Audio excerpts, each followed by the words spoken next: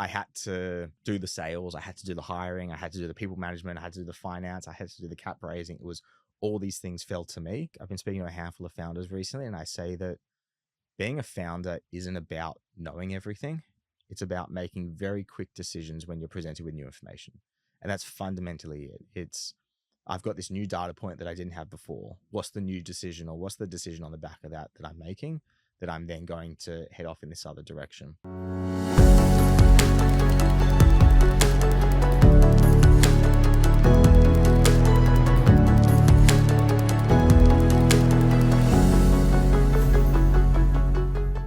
Simon Molnar is the founder of Flagship, a platform that has found an incredible wedge in by digitizing the visual merchandising process of retail. Simon's journey is an exceptional one, working in his family's jewelry business from a young age to then leaning into the success story that is Afterpay alongside his brother. Simon has incredible views on how to work with investors, being able to cover your blind spots as a solo founder, to his ambitions about creating an incredible business in both Australia and the US. Simon is a great human, and we were pumped to catch up with him when we were in Sydney recently. Please enjoy the episode. Simon, welcome to the first podcast. Thanks for having me. Maybe just for listeners, do you want to give a high-level overview for what Flagship stands for, what it is today? Yeah, so we've created a platform that helps brands and retailers communicate to their stores where they want products placed. It's traditionally been a PDF document to communicate that, and we've built a platform around it to streamline the communication. But the great thing about moving that PDF document into a standalone platform is that we're able to quantify the performance. So it's not just a static document anymore. It's actually a living, breathing platform that a retailer can actually quantify a store's performance and create a heat map so they can know how much revenue is coming through each part of their store. And yeah, it's been a pretty fun journey. Awesome. I think we'll dig a bit deeper on Flagship soon, but maybe just as a bit of a background and the starting point of the journey. From Sydney, I'm assuming. Yeah, born and early raised. upbringings. Yeah, born and raised not too far from Bondi. I feel like if you're born in Bondi, you don't move too far from Bondi. So yeah, born and raised and always stayed in and around the eastern suburbs. Went to school, eastern suburbs, through. Yeah, went to Mariah College in Queen's Park, and yeah, pretty much from the age of 5, most of my mates are the mates that I had when I was 5 years old. So we all kind of grew up together, and yeah, they're still my close crew today. Awesome. We speak to a lot of founders as part of this podcast, and one of the founders, obviously Carla from Profit Peak. And, she mentions that like early upbringing was kind of instrumental to her as an entrepreneur. She references about her family meeting up every Friday night, and obviously there's the personal aspect of that, but really they were all talking about business, etc., and like ideating. What was your early upbringing like, and was there kind of nuances there that alluded to a future entrepreneurial path? 100%. Our dinner tables were business orientated. We were talking retail, we were talking tech, we were talking opportunity. And I believe that there's a certain level of entrepreneurship that is hereditary. So my parents had their own store here in the Sydney CBD for over 30 years. So I saw firsthand that having your own business is achievable. I saw the challenges around it. It's not hard. It's not easy. It's really hard to manage your own business. And I saw the sacrifices that they made. But I really believe that what you see around you is what you believe is possible.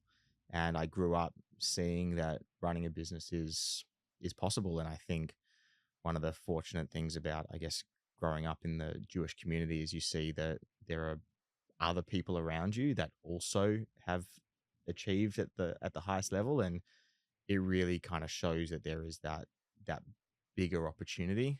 And yeah, I think there were a lot of businesses that were incepted or concepted around our dining room table, and my parents still have that dining room table today.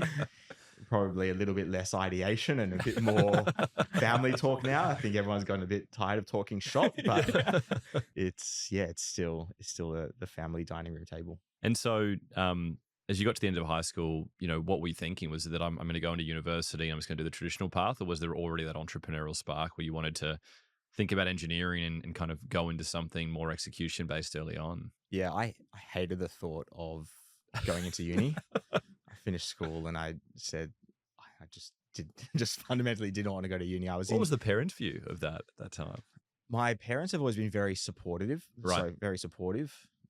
Um, I think it's definitely the generation above that that is a bit more old school. Yep.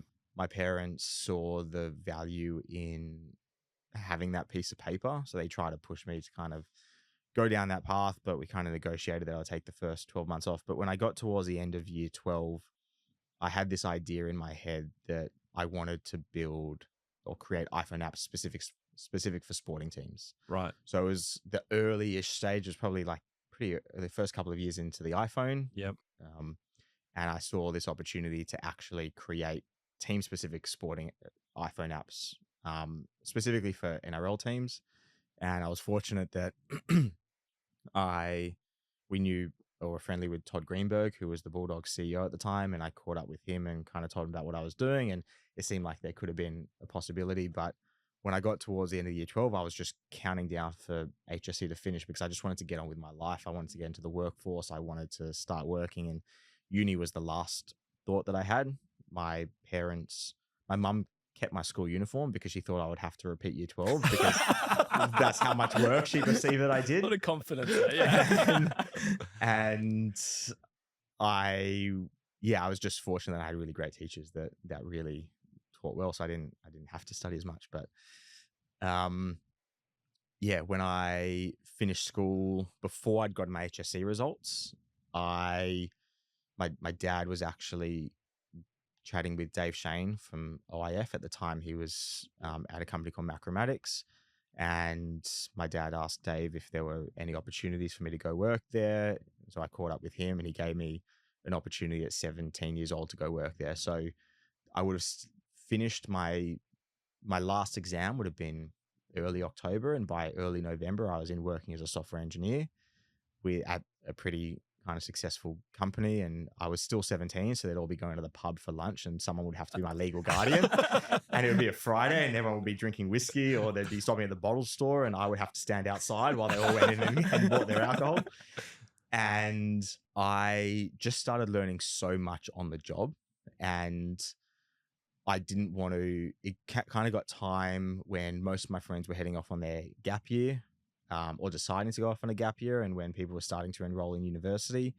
And I decided that I didn't want to take 12 months off and I didn't want to go straight into uni. I actually wanted to keep working on what I was doing, and I was learning so much from a lot of really great people. And I was really fortunate that the people that I was working with were some of the brightest minds that I still today, I think in hindsight, I didn't appreciate how incredible that team was. But looking back, it's pretty remarkable how great that team was. And these were the people that I was learning directly from as a 17-year-old. And so my parents agreed to let me defer a year. And when it came to the following year, I started studying uni part-time so that I could keep working. And that was kind of what I negotiated with my parents.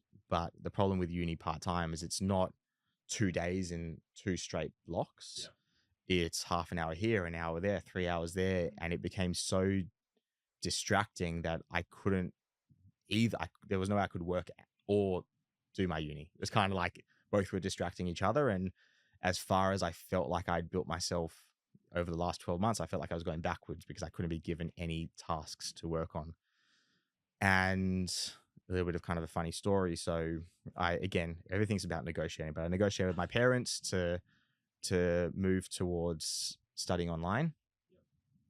And I realized that only one of the subjects that I was studying at uni was going to I was going to be able to get a credit for through studying online. So I decided to drop the other unit because there was no point in studying it if it wasn't going to do anything for me.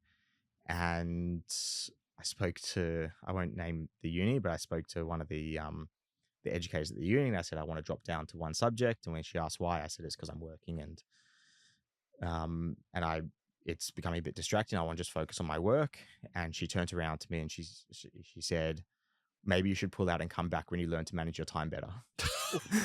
Savage. And I said, all right, unenroll me right here, right Yeah. now. I'm not Yep. paying a cent. I'm done. And I pulled out right there and went and started studying online. And in the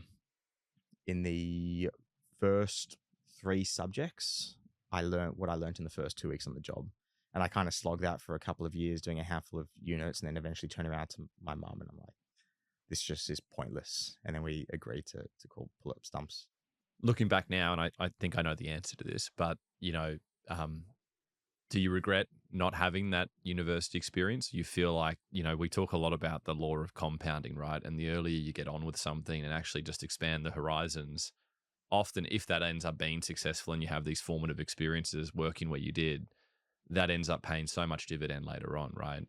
But is that how you see it now in retrospect? 100%. The only time in my entire journey that I felt like having a bachelor's degree would be beneficial was right now when I'm trying to get an E3 visa to go to America. That is genuinely the only time in the last 14 years that I actually feel like university would have been beneficial for me. And I believe that university is beneficial for one of 2 reasons. It's beneficial if you're going into a career that requires a university degree. Specialization. Exactly. Doctor, lawyer, teacher, or if you don't know what you want to do and you want to buy yourself a bit more time to work that out. But I knew what I wanted to do. And I think I think I was a little bit ahead of my time because a lot of the ways that I kind of thought and approached things is pretty kind of the norm today. But what I didn't realize was how many of those soft skills I was able to pick up professionally that I just wouldn't have been able to pick up through a university degree. And to your point, by the time most of my friends were entering the workforce, I had 4 to 5 years of experience on them. And by that stage, I was already running my own business, and I wouldn't have had that experience or that opportunity if I had studied. You touched on it before, but you said that your folks had a retail store in Sydney. I want to expand on that because I feel like that is like a catalyst for many kind of decisions that have happened. But what did that look like, and what exposure did that have on you at a young age?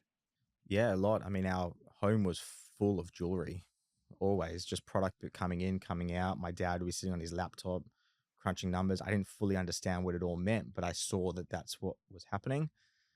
I was taught jewelry. I kind of like learned the basics, like the difference between yellow gold, white gold, rose gold, platinum, like pretty early on. And I spent a lot of time in their store on weekends. I think I spent more time sleeping and eating than I did actually working.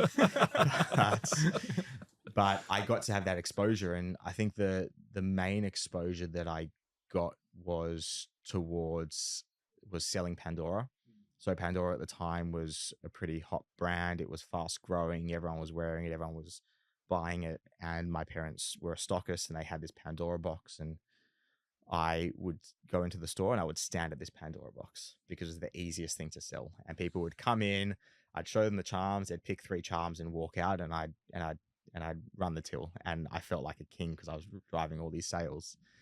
And it was the pretty early days of eBay at the time. And I just thought, I'll see what happens if I throw some of this on eBay. And it started selling and was doing pretty well as a 16-year-old. I was doing like $1,000 to $2,000 a week. I was pretty happy while I was in year 11. Yeah. Obviously not all profit, but I basically just acted as I was the middleman. I listed, and then when the order came through, I'd send it off to my parents. They would fulfill it and ship it on, and then I would kind of take the difference. And then I was going into my HSC year, and my brother was coming back from his gap year, and my parents wanted me to focus on my studies. So I handed the keys over to my brother, and he really kind of took it from where I had it and kind of exploded. And fast forward a couple of years, and it was when I was finishing up at Macromatics, and it was the similar time when Nick had been given the suggestion or the advice to take this business into a standalone business, and that's when I joined him over at ICE to take this jewelry business into an e-com site. So yeah, there's a lot of reasons why I kind of like Dave Shane always used to say that he could write a whole book on the lucky breaks that he had. And I think it's the exact same thing for me. And I think for a lot of people, but very fortuitous that I had parents in jewelry, very fortuitous that eBay was around at the right time, very fortuitous that I was given this opportunity at Macromatics, and all of these things kind of happened in the right sequence at the right time to give me the right exposure and the right building blocks to be able to build on. And yeah, have just been very, very lucky in that journey. And I think what happened pretty early in the journey was I was, when I was working, I was 17, 18. I was earning a salary when most of my friends weren't. And I kind of got a lot of the thrill of building a bank account, and I started chasing dollars. Um, and then pretty quickly I kind of nipped that in the butt, and I said, I don't want to chase dollars anymore. I want to chase knowledge and just have the trust and the faith that if I do the right things and if I learn the right things, then the dollars will naturally come. It's the output. Exactly. Yeah. And from that moment on, every single opportunity that I took was knowledge was currency. It was, what am I going to learn? Who am I going to be learning it from? And what knowledge gap is that going to fill? And pretty much every role that I've taken, I always said I want to start my own business. I want to do my own thing. But I knew that there were really core building blocks or really core pieces of, or knowledge pieces of the puzzle that I needed before I could do that. And until I had all those pieces, I wasn't going to make that leap. And yeah, it was, for me, it was kind of like, how am I going to keep collecting all these different skill sets? So what was the formal day one of, I guess, ICE as a standalone business? What did that look like? It's a great question. I think from ICE until end of Afterpay, where I really excelled was taking something that had a foundation and building on it. Yep. So I wasn't too involved in the actual setup of ICE and finding those initial suppliers and all that kind of stuff. But what I was really good at is when there was a website set up and we had those suppliers, really kind of taking that to the next level. And so the early days of ICE, we didn't have, we had kind of like investors to get off the ground, but we didn't have crazy rich investors. We didn't have high net worth individuals. We didn't have like a crazy bank balance. We had to be profitable. And we were always, it was probably the most stressful 10 years of my life, but we were always two bad months away from going bust. Just always. It's just always just chasing the perennial nightmare. Literally. And there'd be 1 month where we'd have a bad month and I'd go home and I'm like, shit, this is it. And it's finally come. Yeah. And so into that journey, there was one day where Nick basically turned to me and he said, we need to get more traffic. We can't afford to pay for the traffic. You need to go and learn SEO and just learn how to get more free traffic to the site.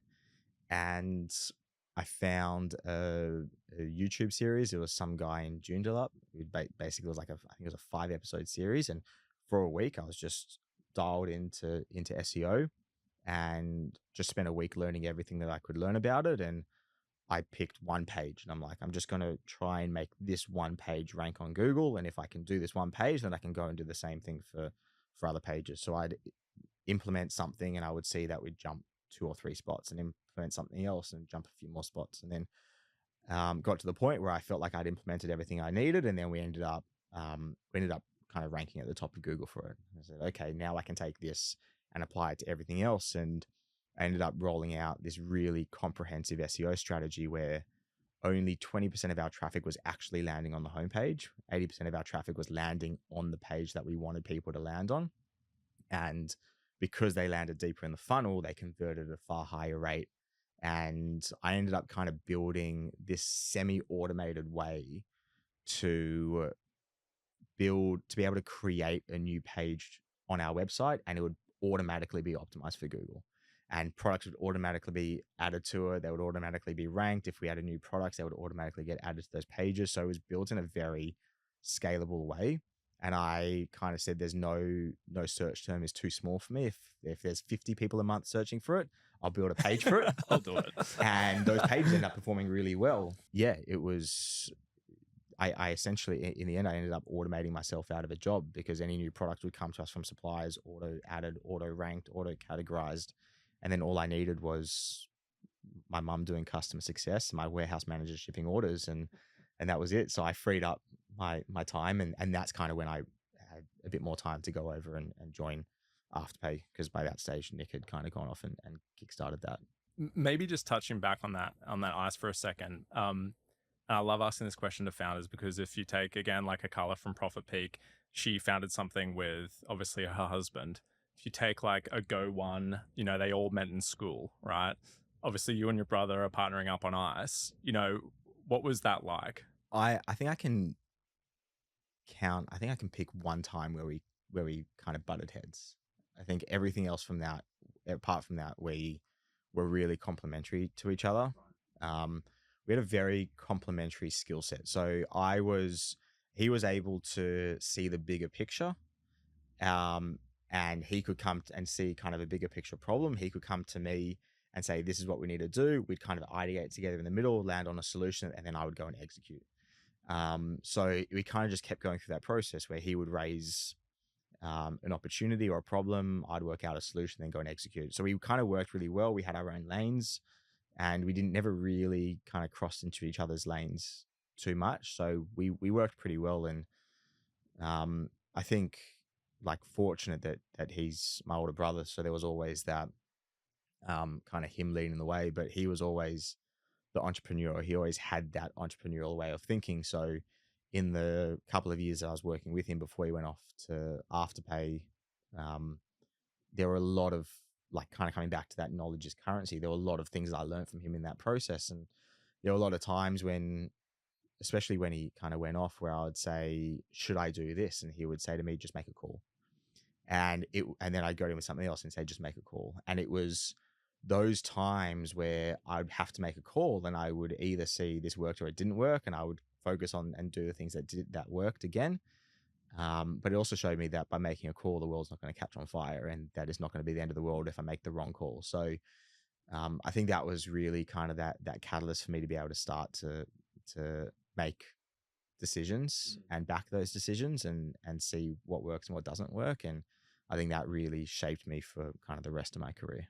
And was that natural? I mean, you sort of talk about it, at some point, your brother went off and started what became Afterpay, but you've been running the business. I mean, how did that transition work? You were obviously embedded doing everything together. Like what was the process there? It's a good question. From memory, it was just one day he was there, the next he wasn't. It was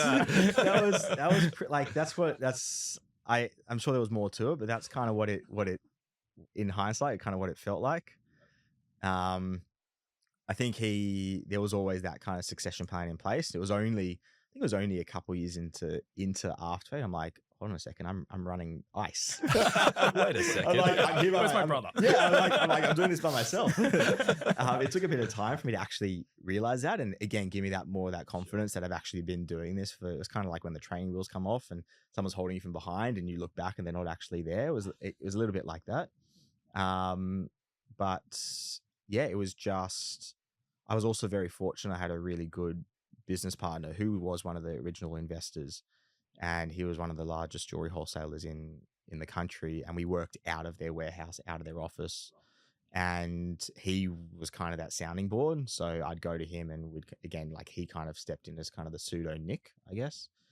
And yeah, really fortunate, I guess, between he and Nick, I was able to pick up a lot of the pieces that I needed, and Phil, my old business partner, had more of the financial background. So I kind of learned the way that you look at the numbers, you run the numbers, you look at profitability and all that kind of stuff. And that was kind of the next stage. So I guess I always had that support and that support around me. But I actually don't even remember what that transition was fully like. It was literally just it was like, now you're here, now you're not.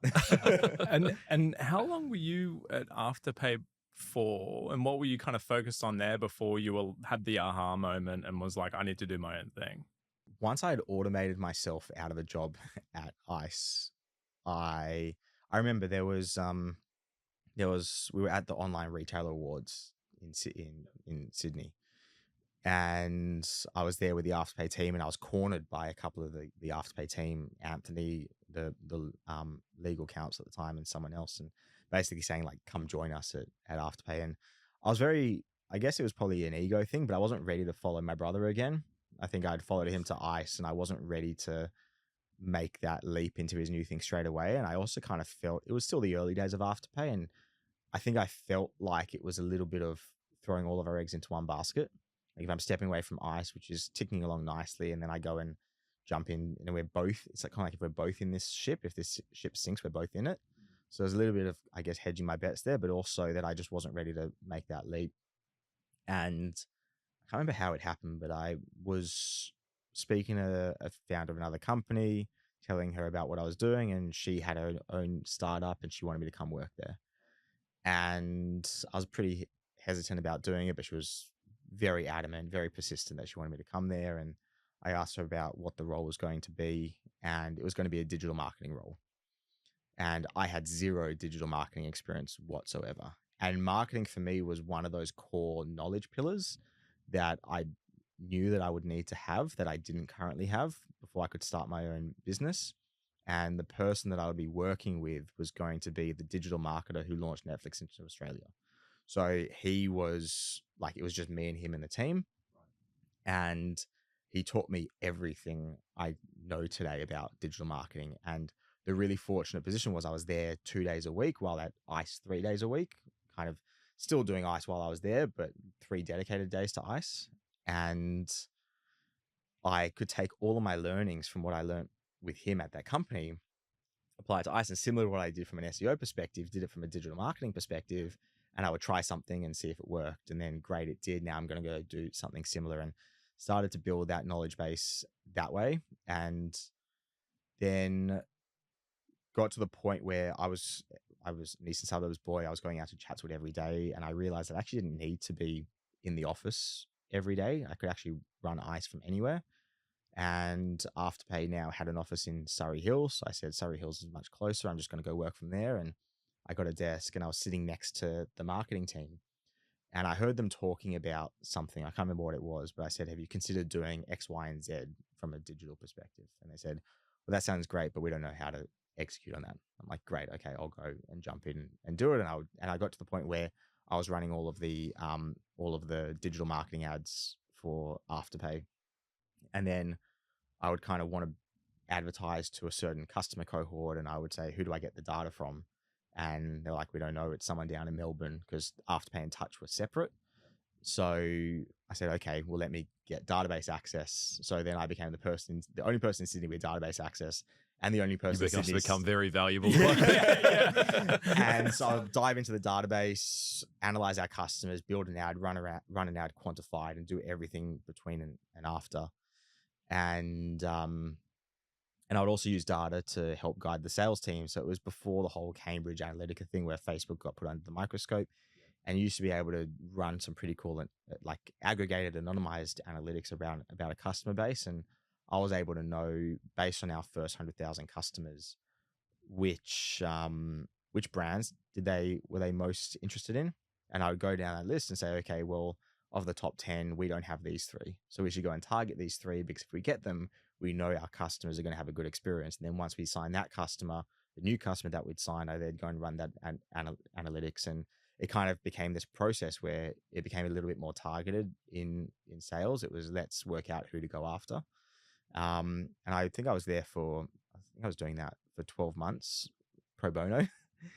and then one day the COO at the time pulls me aside and he's like, we need to start paying you. So after 12 months, I like formally joined the Afterpay team. I'd stopped working as a digital marketer, and now I was still running ICE, but Afterpay at the same time. So I think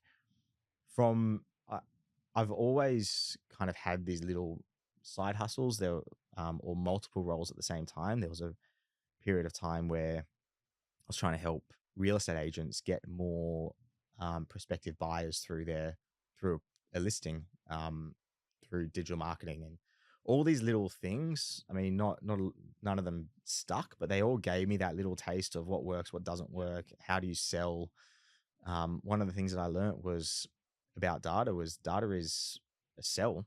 You can have 2 people that look at the exact same piece of data, and 2 people can interpret it in 2 completely different ways. And it's purely who sells it the best and who sells the best narrative. You can have a digital marketing campaign and have the exact same thing. And you can pick what metric you focus on. You can pick how to spin it, how to swing the narrative, and everything becomes a sell.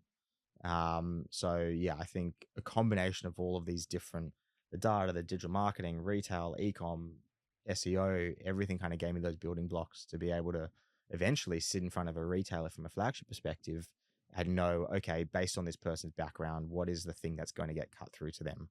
What is it that they care about? Do they come from a marketing background? Great, I'm going to focus on marketing. Do they come from a retail background? Great, I'm going to focus on more of the brick and mortar component. So it's really kind of taught me to read the room and read the person and play the man, not the ball. You kind of focus on who you're speaking to and work out how to sell to that person instead of just rolling down a script. And you had like a holistic knowledge of this space, obviously, to go in with confidence to retailers. But like, was there an aha moment of like, okay, this is what I need to solve? So fast forward a couple of years into that Afterpay journey, and the block acquisition happened. So just to kind of take you back, when I joined, there would have been anywhere from like 15 to 30 people. I was kind of in and around there when there were 3 people, but like officially joined when they were probably 15 to 30. And when you're one of, there's 2 types of people. There's someone that suits a startup and someone that doesn't. And when you're in the startup world, you have to wear a lot of hats. You have to move quick. It's just you pick up whatever you need to pick up when you need to pick it up, and you just have hustlers. And then you have kind of the corporate where everyone's kind of get their own specialized role. You have your own lanes. You don't move. You don't encroach in someone else's lane. And after a couple of years, I went from one of 30 to one of 1,000. And already we brought in a digital marketing agency. So I kind of handed on the marketing side of things. And I was focusing on the data. And then slowly, that component became more and more siloed. It's you're going to be doing just data for marketing, and then just data for B2B marketing, and then and it just gets like more and more siloed. And then the block acquisition happened, and I very quickly realized that I was struggling with being one of 1,000, and I was going to be one of 13,000.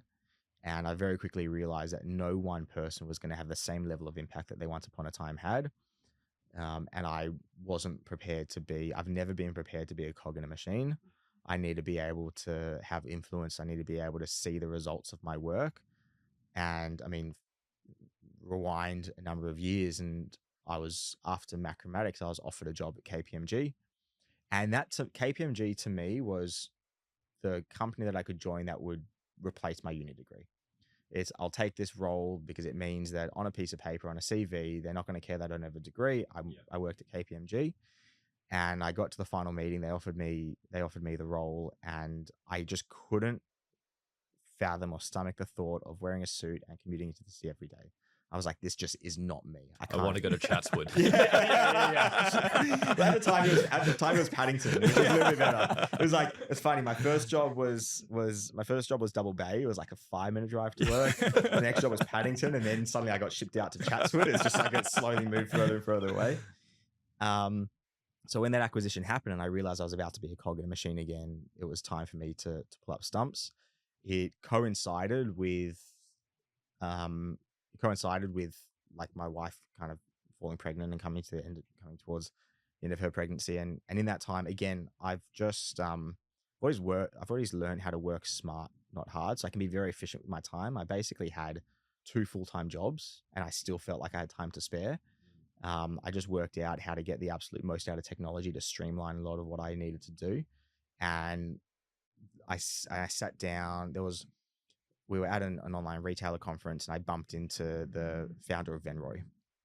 And I know that Venroy doesn't go on sale. So I said to them, do you have a lot of issues with excess stock that you can't move? He said, all the time. And I said, I think I've got this idea for you to be able to move that excess stock without going on sale. And I sat down and kind of worked that through with him, and we started to build a bit of a relationship. And then probably a year or 2 later, after he was creating a video campaign, and it was featuring Venroy, and I went and I sat down with the founder again, and I said, have you considered doing X, Y, and Z? And he, at the end, he sends me a message the next day and said, can we catch up for coffee? And I thought it was about chatting through like a bit more strategizing. And he said, I want you to come work for me. And I said, well, I can't. I've like got 2 full-time jobs. The best I can offer you is a day a week. And so for a day a week, I contracted for them, helping them out with their ecom site. And I started asking them questions about their ecoms, about their physical stores, so I could make better decisions from an ecom perspective. And they couldn't answer any of my questions. And the way my brain works is I'll go down a rabbit hole and I'll just keep going down that rabbit hole until I end up somewhere. And I'll just keep, and I might veer off to the left and then veer off to the right. And I'll just keep slowly making that progress until I find something.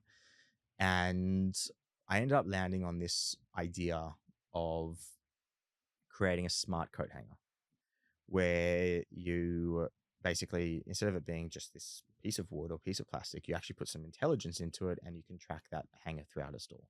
And then you can tell retailers what's going to change rooms, what's being tried on. And I told them that idea and they loved it. So then we had our first daughter. I said, I'm going to take a couple months off and just be a dad. And in that time, it also coincided with the lockdowns in COVID. So I had even more time on my hands. And that was the time when I started kind of working a bit more on this. And with these hangers, we came down these challenges of it's expensive. Every retailer has their own aesthetic. So you're going to have to make a hanger per retailer. You're limited by things that are hung. What about all the things that are folded? There were just all these challenges associated with a smart hanger. And we ended up kind of going down the path of a chip.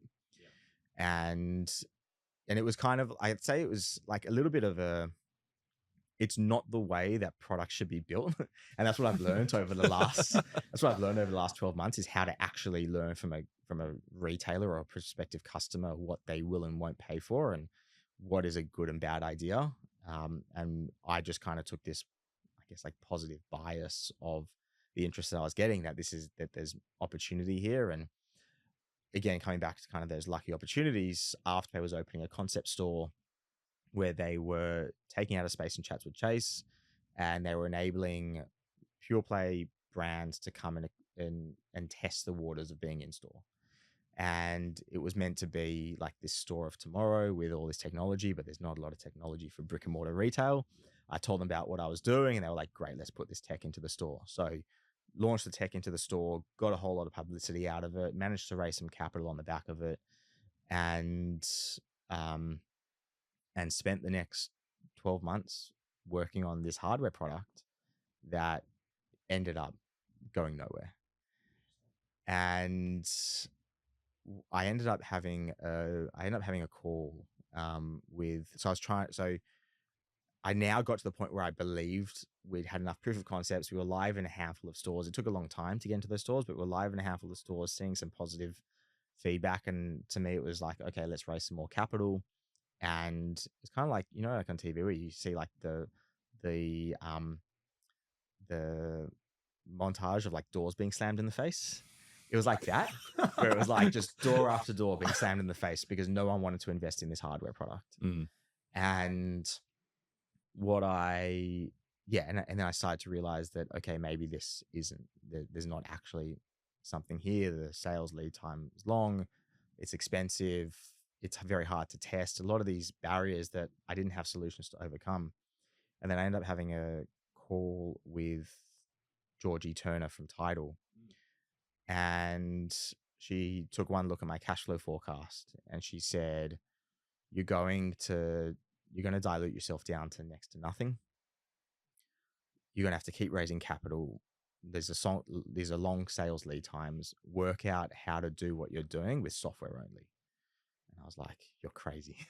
Like, my whole value proposition is in the hardware. How do I give these data points without hardware? It's not possible. And for all intents and purposes, we were back to square one. And like in that moment, that was terrifying. Like I had a team of 7 people at the time. We set a wage bill. I had to keep them motivated on nothing. And we had to land something really quickly. And a couple months prior to that, my product manager shows me this prototype that is put together. And it's this way of being able to, so with the hardware, it always naturally progressed. It always naturally moved into visual merchandising. It was, all right, well, we know that these items are being tried on together, therefore they should be merchandised together.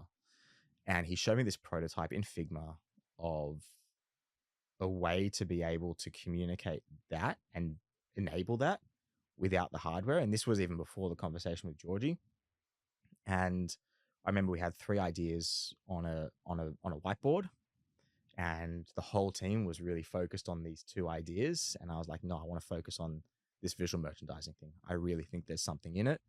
And we met with a visual merchandiser, showed them the platform, and sorry, once I learned how you meant to do discovery, we started asking them questions, and we started to learn that the way they do visual merchandising is through a PDF document. And then we met with another retailer, and it's a PDF document, and the next retailer is a PDF document. And over again, we start hearing about this PDF document. And my product manager just started in Figma building a prototype. It was, and this retailer would give the feedback and we'd work it in. Then this retailer would give the feedback, we'd work it in. And it got to the point where the last 2 retailers that we showed the prototype to, we managed to get contracts signed off the prototype. And then I was able to take those contracts and actually go and raise a little bit of interim capital to help us land it.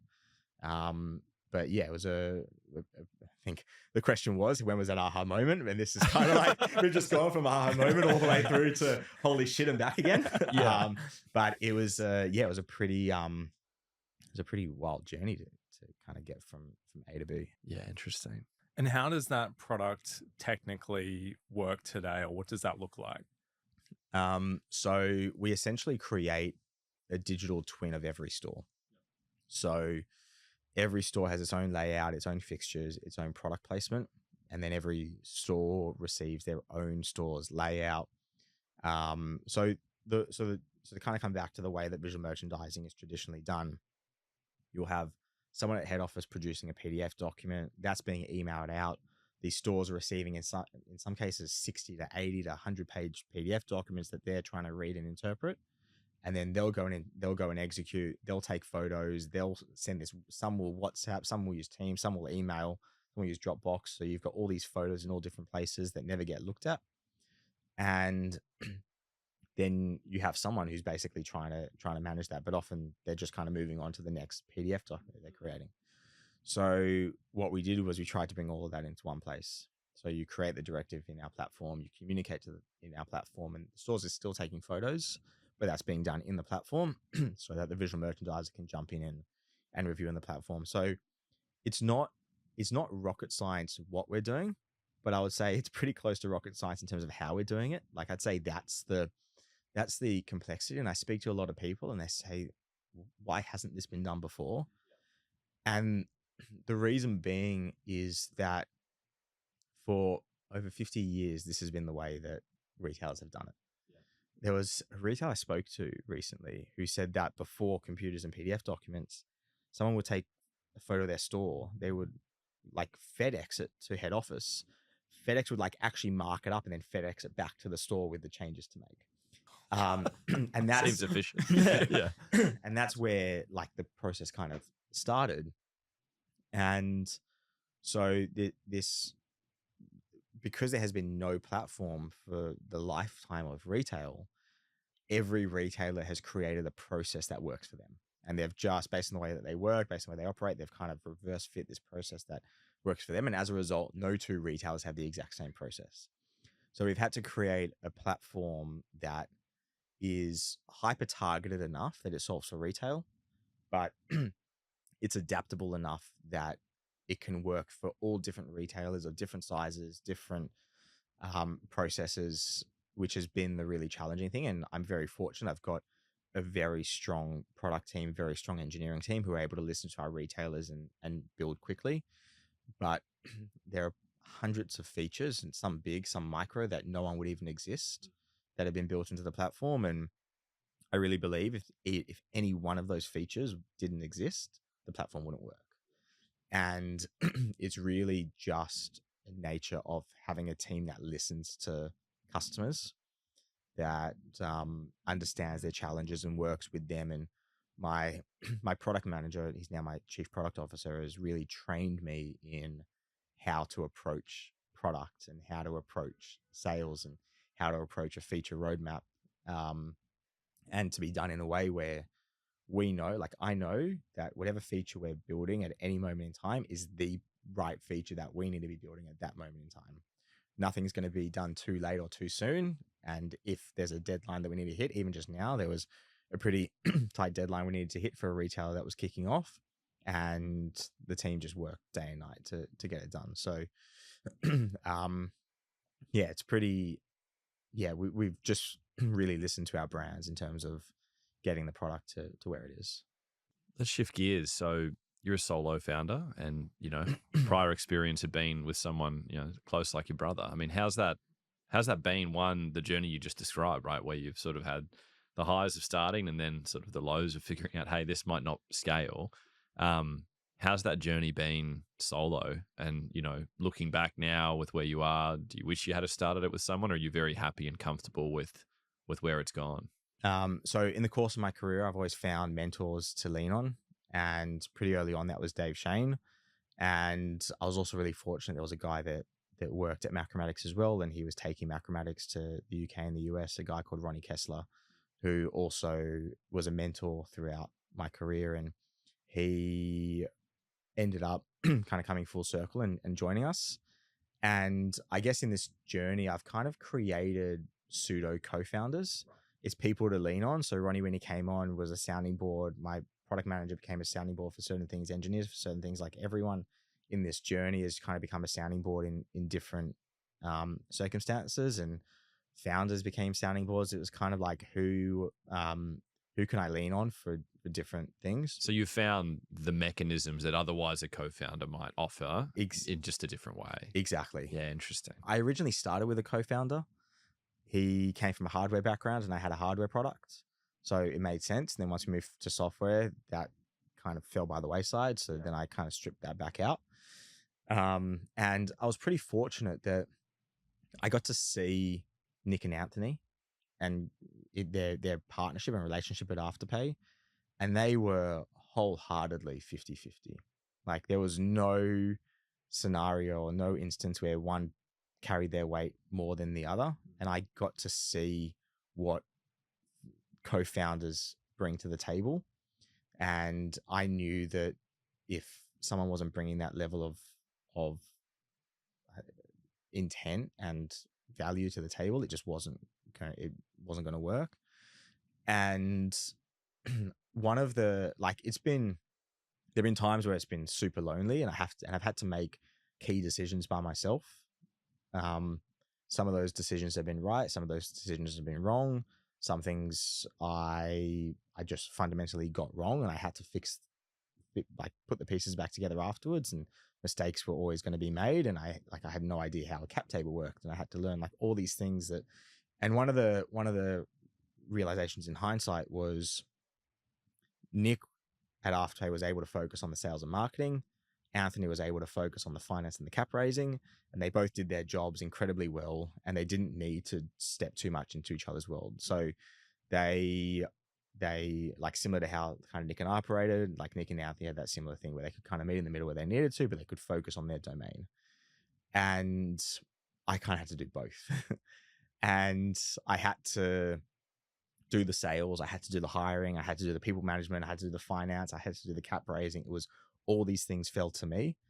And I say I've been speaking to a handful of founders recently, and I say that being a founder isn't about knowing everything. It's about making very quick decisions when you're presented with new information. And that's fundamentally it.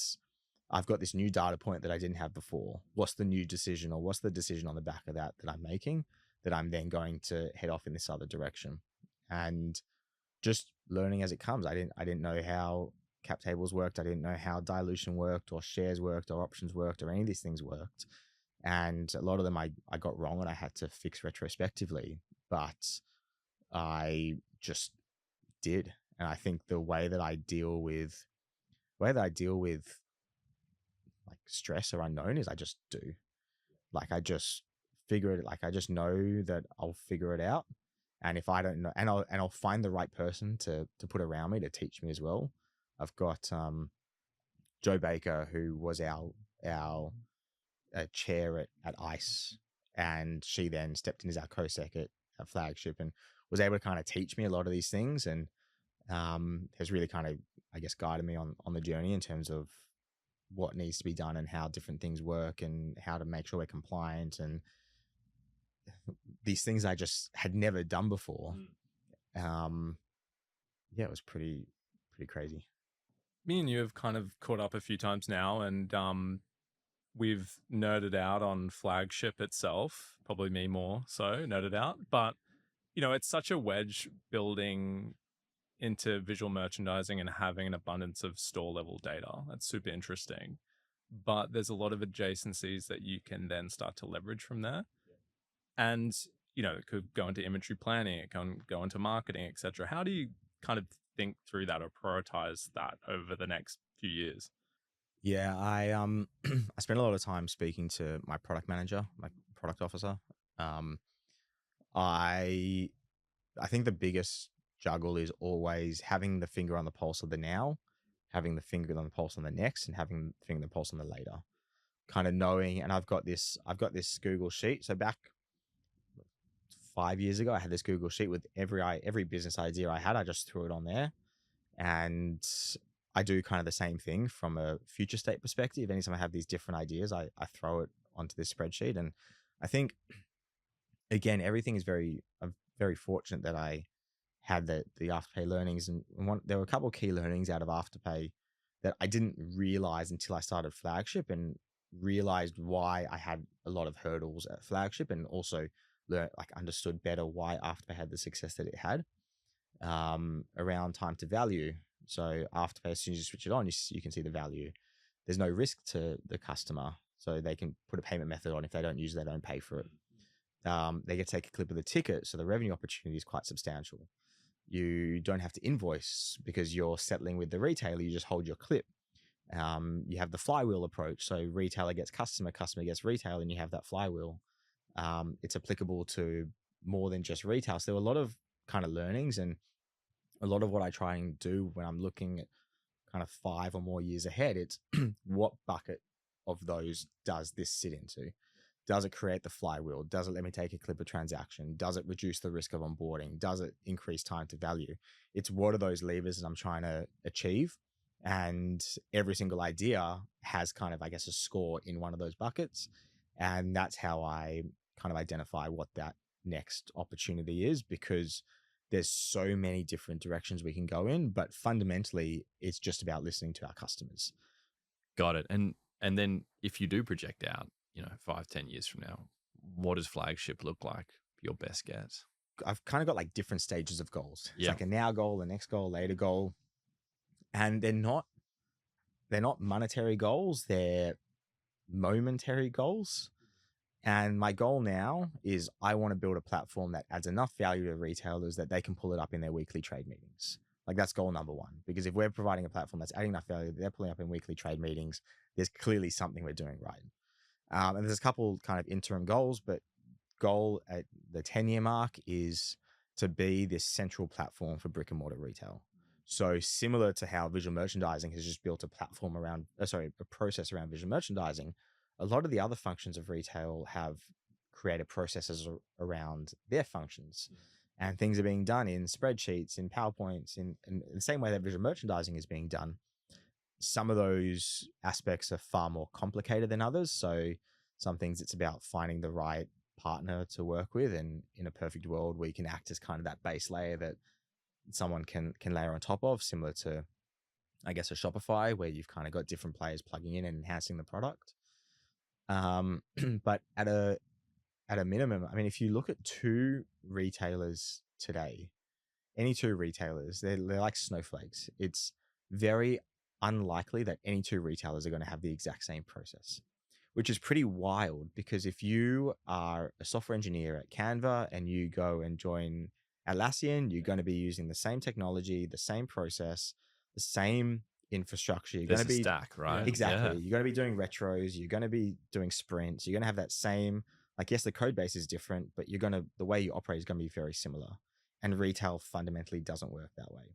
So the first step is to create some consistency in one function of retail. So right now, for the first time, I believe ever, 2 retailers are visually merchandising the same way, which just like at its base is pretty amazing.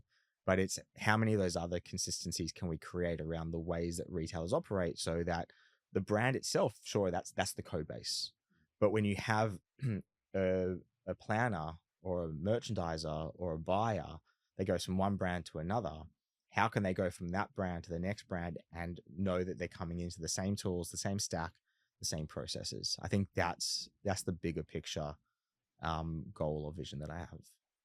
When we think about like retail tech, the obvious question is always like the US opportunity, right? And obviously you can expand on this, but for founders that are listening, especially Aussie founders, right? Like there's always the question mark about when to go to the US. And obviously you're at the cusp of about to do that.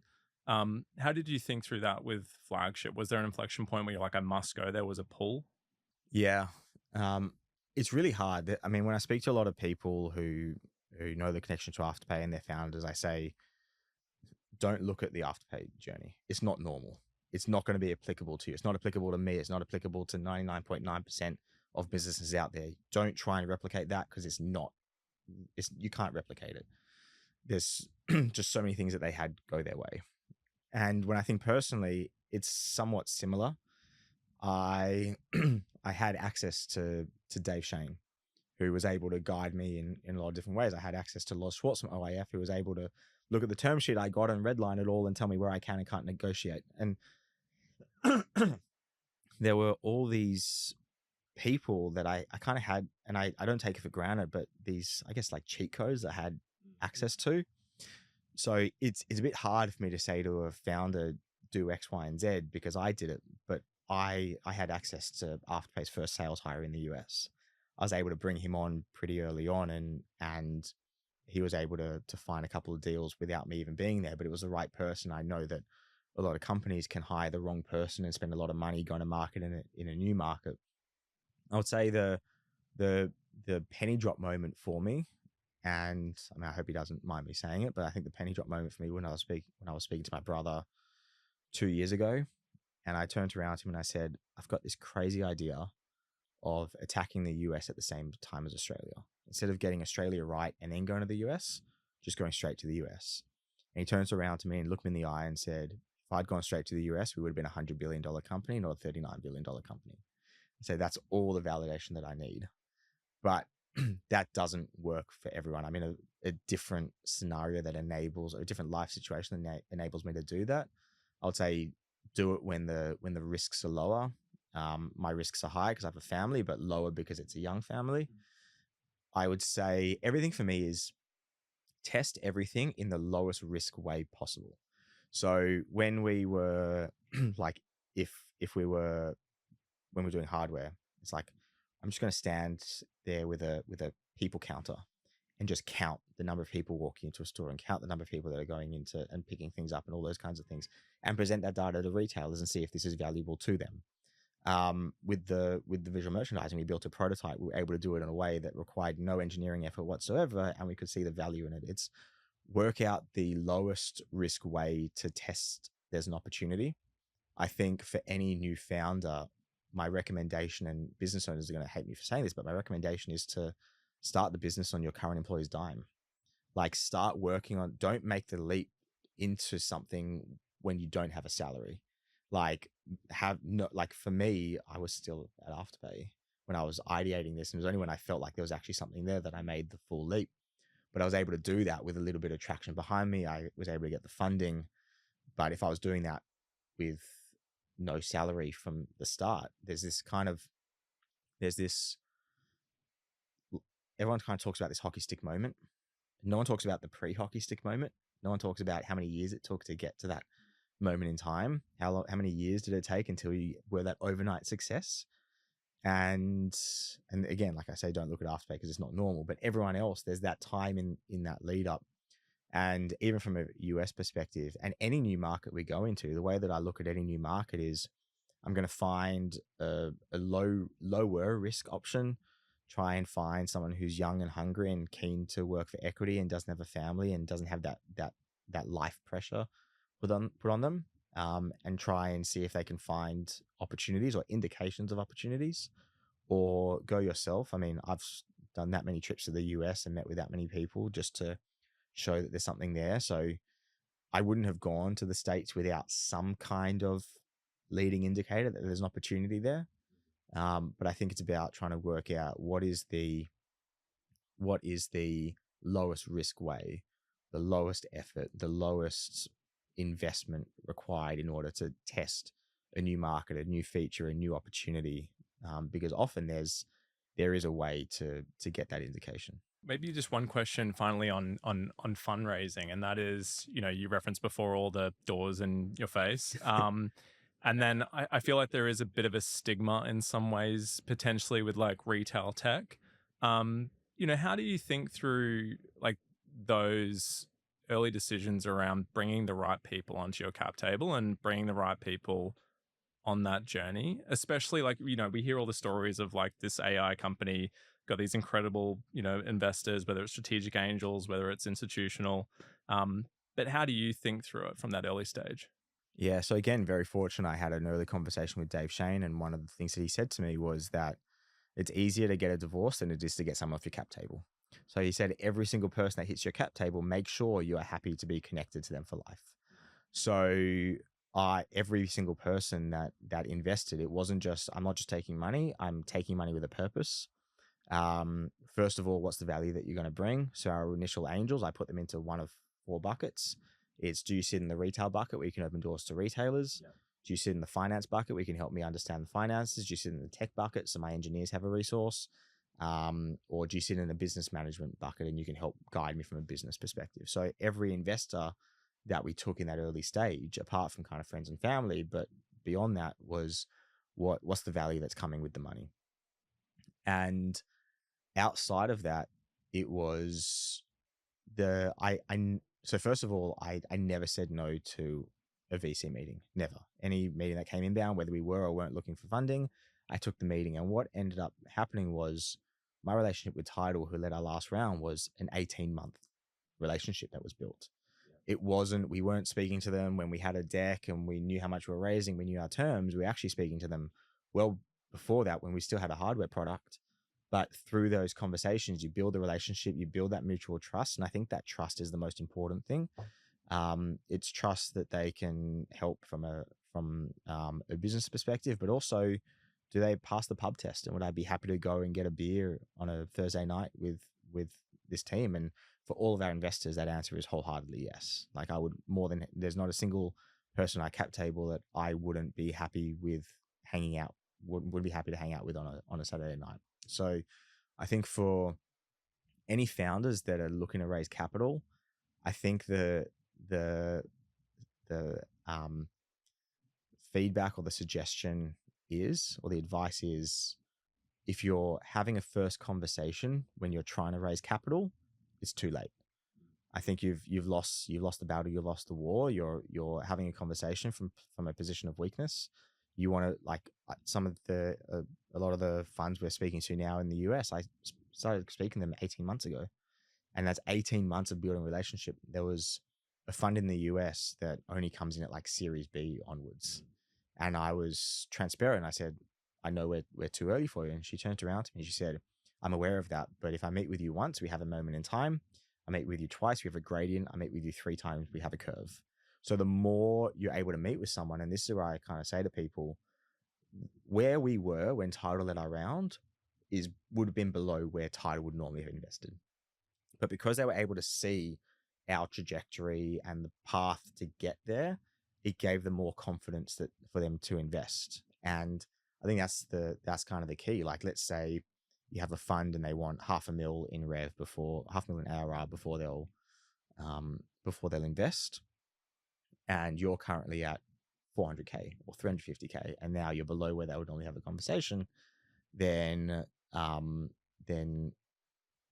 you might not go as planned. But if you had that conversation 6 months ago when you had nothing, and then they met with you a month ago when you had $10,000 ARR, and then in the space of a month you're now up at 350, okay, they're going to be able to see what that trajectory is and how you get from A to B. So I think for any founder looking to raise capital, it's just meet with people, learn from people, even if they're not the right fund, even if they don't play in your space, even if they don't even if you're too early for them, you just take the meetings. You meet, if someone wants to meet with you, you meet with them.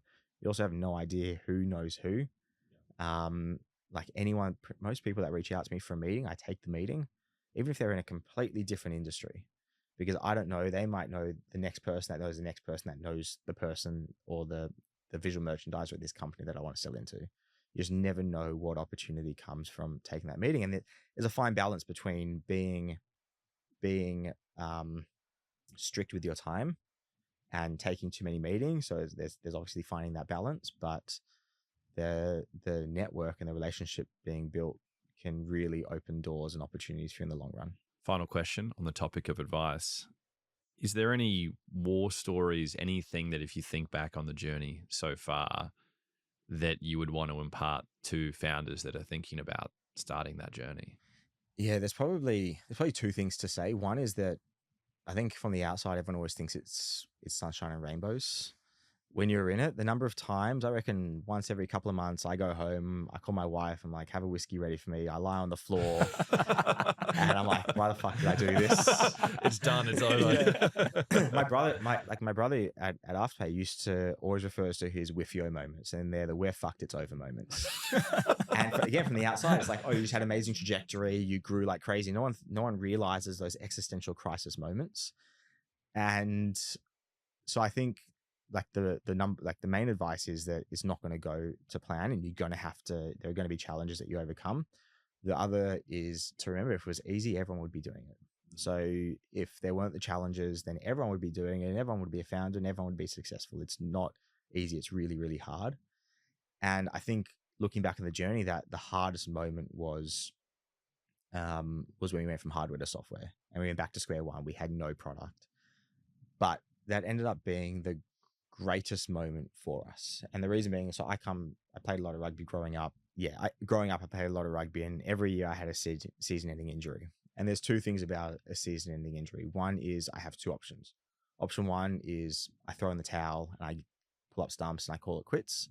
Option number two is I do whatever I need to do to fix my body, and I rehab and I come back ready for the next year. And those setbacks really prepared me for the setbacks in startup. But more importantly than that, if you're in the gym, the way you build muscle is through micro tears. So what happens is you have these micro tears, and then muscle builds on top of that.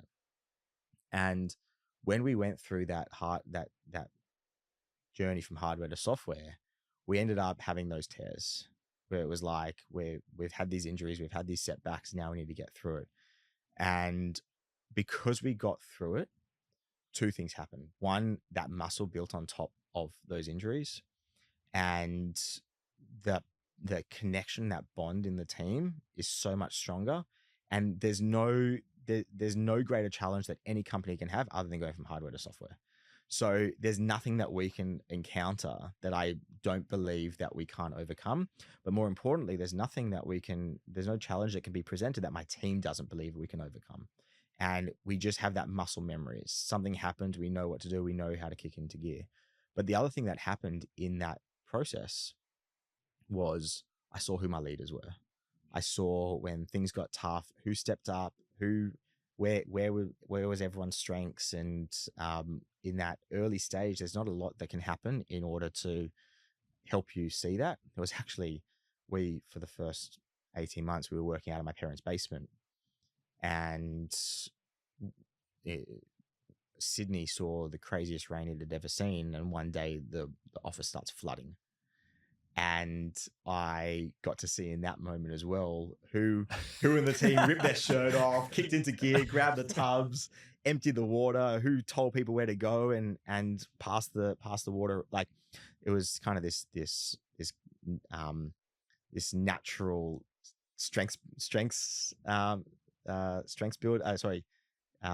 relationship building exercise, or team building exercise. But yeah, I would say that journey from hardware to software was very challenging.